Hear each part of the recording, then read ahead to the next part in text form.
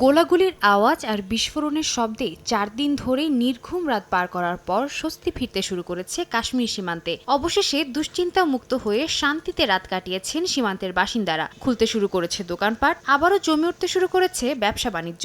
জীবন ও জীবিকা হারানোর উদ্বেগ কাটিয়ে হাসি ফুটেছে মানুষের মুখে। এরই মধ্যে ভারতের স্বাভাবিক হতে শুরু করেছে বিমান চলাচল। সংঘাতের কারণে বন্ধ থাকা ভারতের সীমান্তবর্তী 32টি বিমানবন্দরে পুনরায় শুরু হয়েছে কার্যক্রম।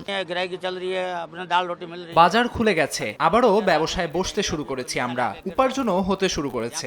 এত গমগমে বাজার দেখেই আমার মন আনন্দে ভরে উঠছে।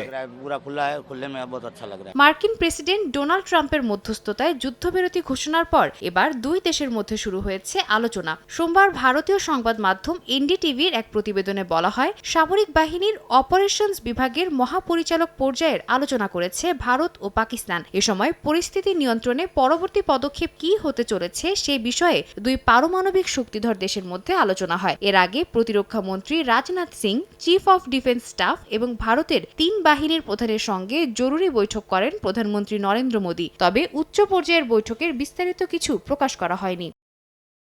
এমন পরিস্থিতির মধ্যেই পাকিস্তান দাবি করেছে শনিবার তারা 26টি ভারতীয় সামরিক স্থাপনায় আক্রমণ চালানোয় সফল হয়েছে। পাশাপাশি ভারতের 84টি ড্রোন ধ্বংসের দাবি করা হয়। রোববার এক প্রেস ব্রিফিংয়ে পাকিস্তানের আইএসপিআর প্রধান লেফটেন্যান্ট জেনারেল আহমেদ শরীফ চৌধুরী বলেন, তারা কখনোই যুদ্ধবিরতি চাননি, বরং ইসলামাবাদের আক্রমণে কাবু হয়ে নয়াদিল্লি প্রথম যুদ্ধবিরতির দাবি করে। ভারতের বিরুদ্ধে প্রতিশোধ নেয়ার পর আন্তর্জাতিক চাপের কারণে পাকিস্তান এই চুক্তিতে সম্মতি জানায় বলেও দাবি করেন তিনি। যদিও গত কয়েকদিনের পাল্টাপাল্টি হামলায় পাকিস্তান সেনাবাহিনীর কমপক্ষে 35 থেকে 40 জন সেনা নিহত হয়েছে বলে পাল্টা দাবি করেছে ভারত।